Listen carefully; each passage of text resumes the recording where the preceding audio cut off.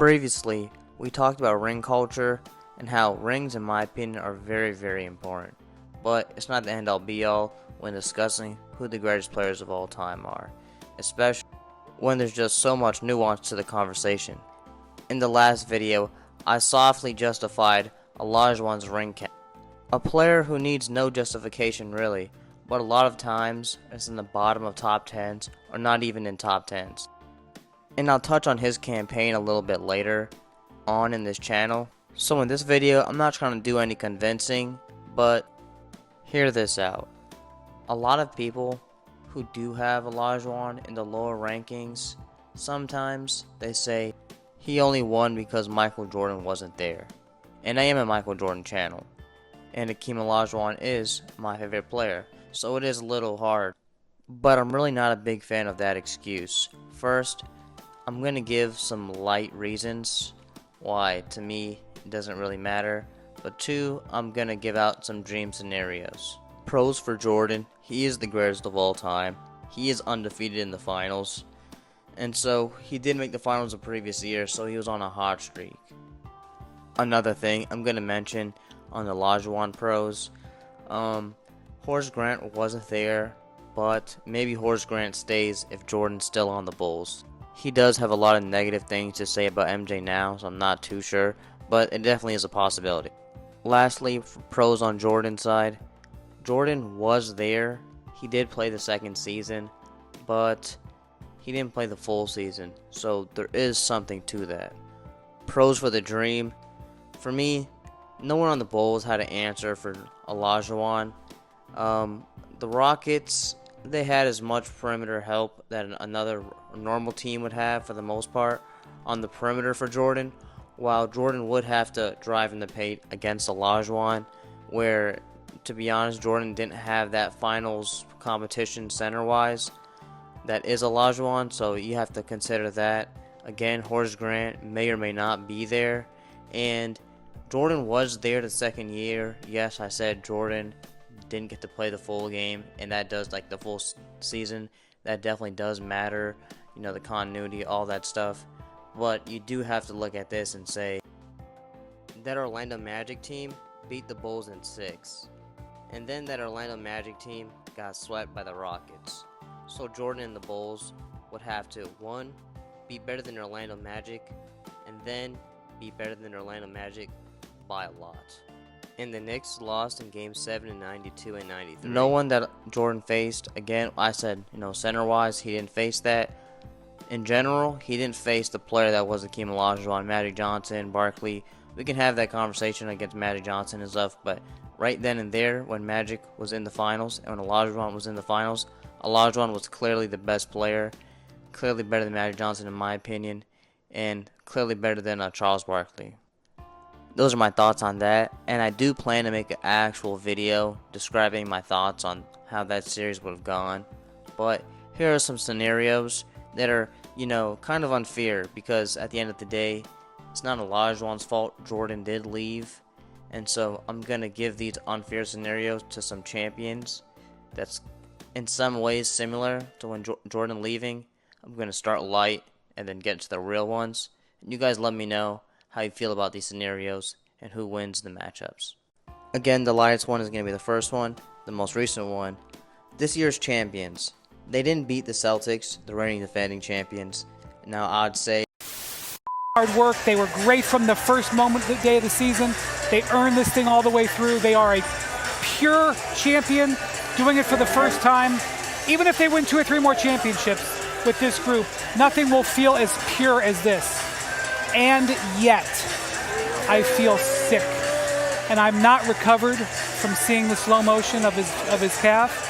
And even they won the game in the third quarter with a classic Thunder run. That's what they do. With turnovers and the flurry and everything.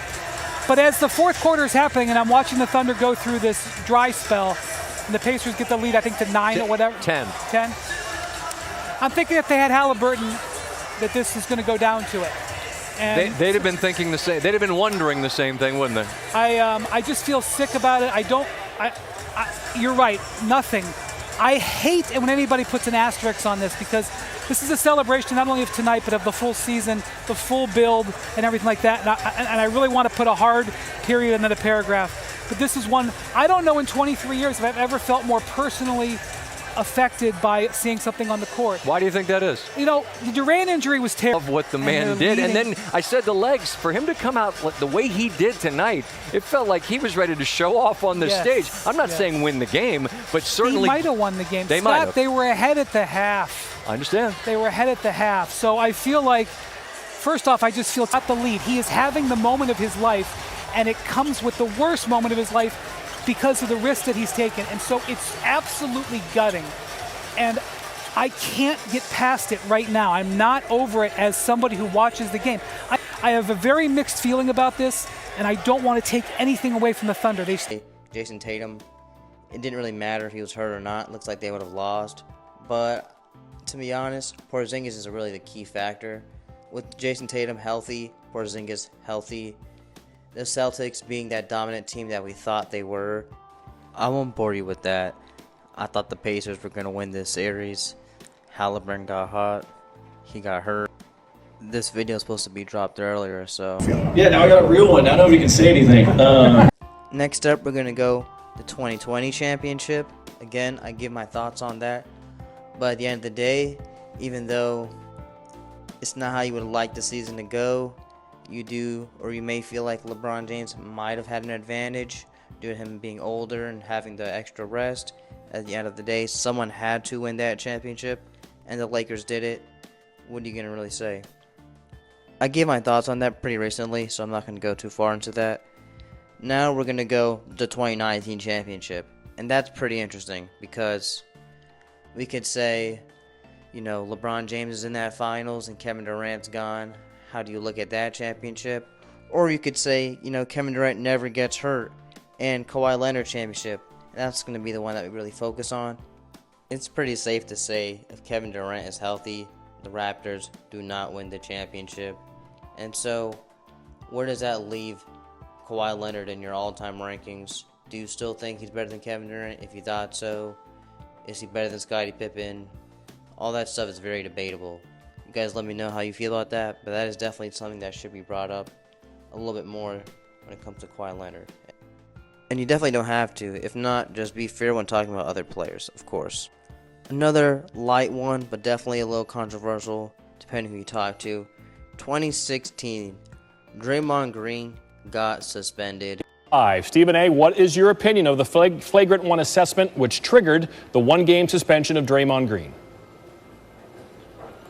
I think it was completely bogus, excessive, and completely uncalled for on the part of the NBA. I don't like the decision at all. I think that it potentially robs the Golden State Warriors of a championship victory in Game 5 of this NBA Finals. And I got to tell you something, when I think about it, obviously I recognize the fact that the NBA has its point. Kiki Vandeweghe, the VP for basketball operations, you just heard from him. He made his points. He and I spoke before I took off for San Francisco. As I'm concerned, there should have been 2 technicals issued to both of them, and that should have been that. The fact that this is the NBA Finals, for a call like this to be made, I think is as egregious as it gets. I think it's a disgusting decision on the part of the NBA. What role did it play in this game? It played a huge role because of a bogus decision that should have never happened, and the NBA ended up getting what they want. We ended up getting what we want. Listen, let me not blame the NBA like it's a bad thing. I want a 7-game series. I would be very, very happy with that. I just don't like the way it went down. It leaves a sour taste in my mouth. A couple of bowls of crunch berries will cure that in my throat. But the bottom line is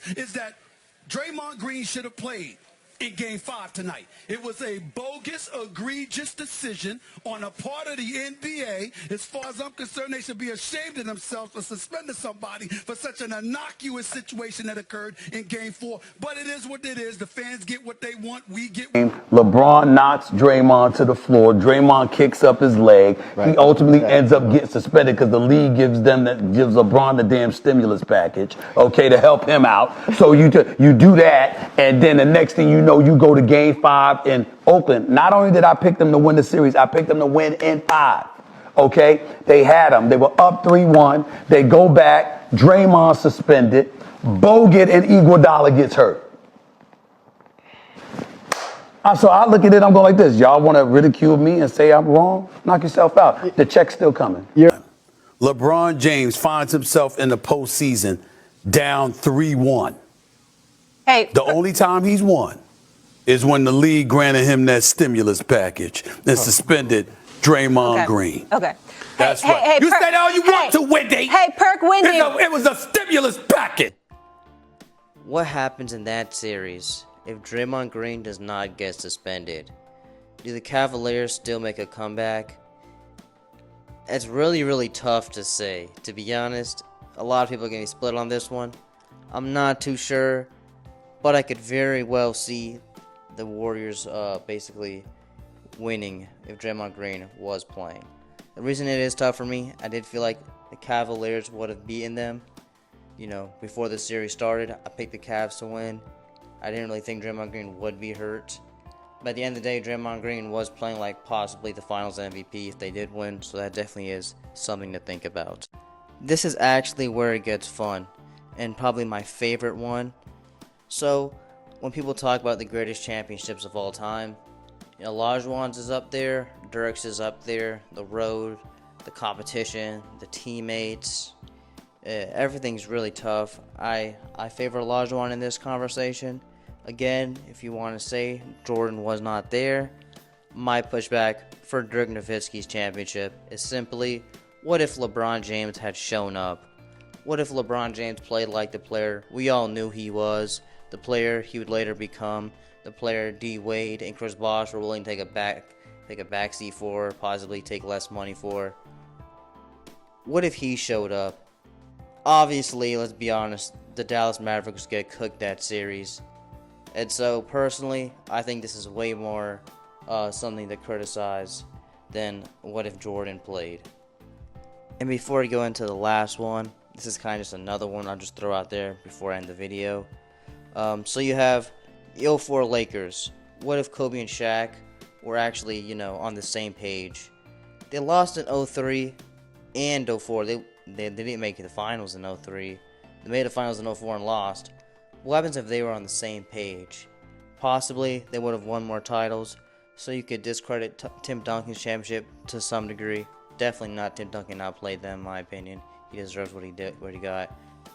And as well as the Pistons championship, did they really, have this defensive scheme that shut them down? Or was it simply Kobe and Shaq weren't playing the way they should have? Definitely something to think about. But my final one for today is going to be the 1999 championship. The Spurs won that championship. Tim Duncan was in his second year winning that championship. The lockout season. Definitely something where, kind of like the bubble, it wasn't a regular season. The games got cut short. At the end of the day, someone had to be a champion. Tim Duncan did win the championship. But let's not forget, Michael Jordan in 1998 won the championship.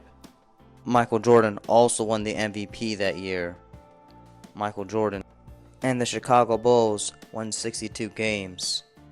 Now it's definitely interesting. The Chicago Bulls, yes, they were older, and so that's something that can easily be said against Michael Jordan's Bulls. But just like Olajuwon, they came off a three-peat. This could be their fourth in a row, and something unfortunately stopped the Bulls and Michael Jordan from continuing on their dynasty, their repeating of championships. So definitely think about that. Tim Duncan, yeah. Those who do say, Olajuwon won championships, he didn't win those championships because Jordan wasn't there. Definitely think about that when Tim Duncan won his championships. Definitely think about that when Dirk Nowitzki won his championship. The other ones are kind of just ones I threw out there. But those were the main ones, if I'm going to be honest. Really use that and put that into context. Again, Kawhi Leonard's I'm not going to say he's not a real champion because the Kevin Durant Warriors should even be a team, to be honest. But yeah, those are my thoughts. I could, and I will later on, explain why I feel like the Bulls and Jordan probably don't win 8 in a row. But this video, again, was more so just keeping that same energy towards other players. And I do feel like that is important when discussing the greatest players of all time. Until next time, salam.